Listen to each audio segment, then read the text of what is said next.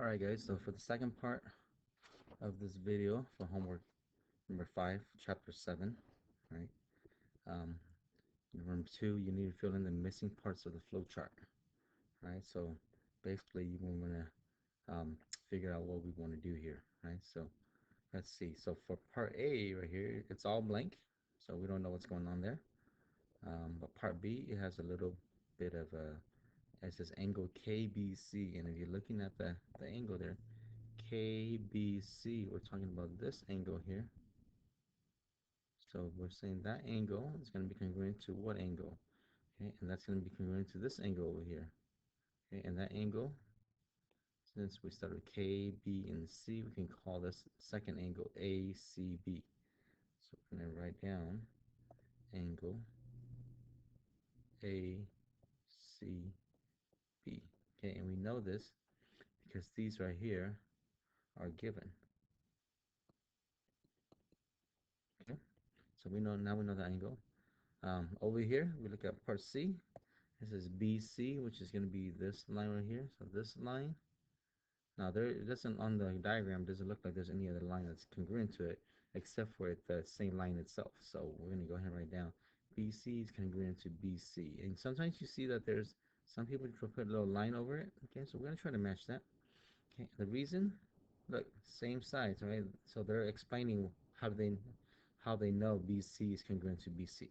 Okay, you can also put reflexive property. Right, so that means that if I'm looking at A, I think I know what to put down for A, right? Because A, we'll put this in red because those were in red.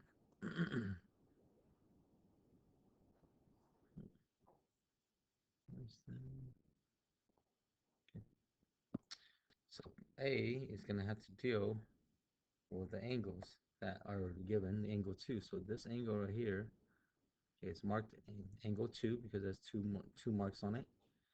That's going to be congruent to this angle right here, angle 2, which has two marks on it. So we want, so on these you can just call it angle A and angle K because those are the only lines or the only angles that's there. So angle A congruent angle K, right? And we know that because it's given.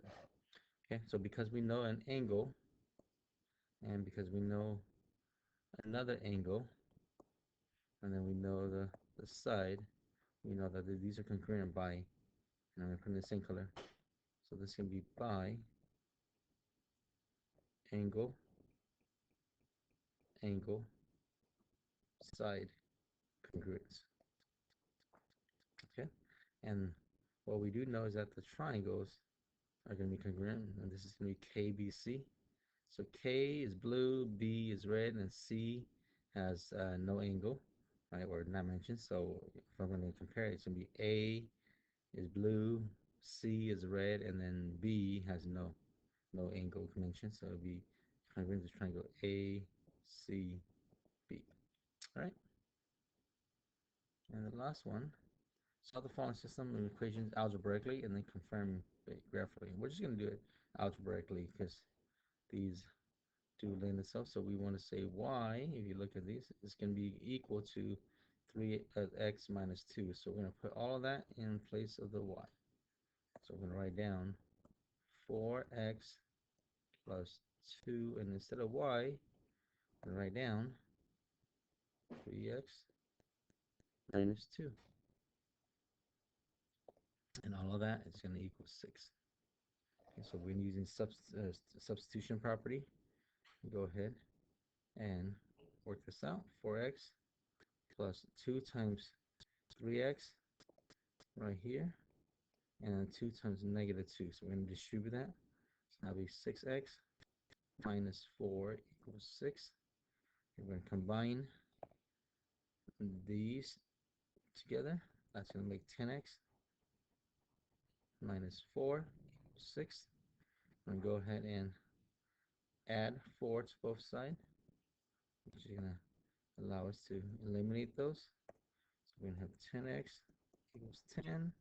We're going to divide it by 10. That's going to allow us to, excuse me, cancel that out. But 10 also cancels out to be 1. So we're going to get x equals 1. Okay, and when x is 1, we're going to go back to the very beginning. So if x is 1, let's say we put 1 into our equation right here, and that means y is equal to 3 times 1, which is 3, minus 2, which is equal to 1. Right, so y is equal to 1. So our answer, if you want to be correct, if the x is 1, y is 1. Okay. This one, same thing. Go ahead and put y minus 4 into x, so that's going to go right there. So I'm going to rewrite this as 2, and instead of x, we're going to put y minus 1. I'm going to copy the rest. Minus y equals negative 5. So we're going to again do the same thing, distribute that 2 times y and 2 times negative 1. So 2 times y is 2y, 2 times negative 1 is negative 2, minus y equals negative 5. Same thing, we're going to combine like terms, so 2y and negative y. So that negative y is just the same as minus 1y. So 2y minus 1y is going to be 1y, where I'm going to write down y. We still have the minus 2, and that's going to equal negative 5. Okay, now you're going to go ahead and add 2, and that's going to allow you to do a y equals negative 3. Okay, so now that we know y is negative 3, we're going to put that into our original equation, or our equation, and we're going to put negative 3 into the y right here. So x is equal to negative 3 minus 4, which makes negative 7. So we know now x is equal to negative 7.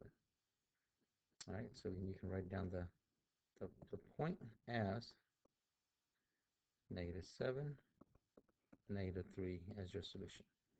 Okay, that's a wrap.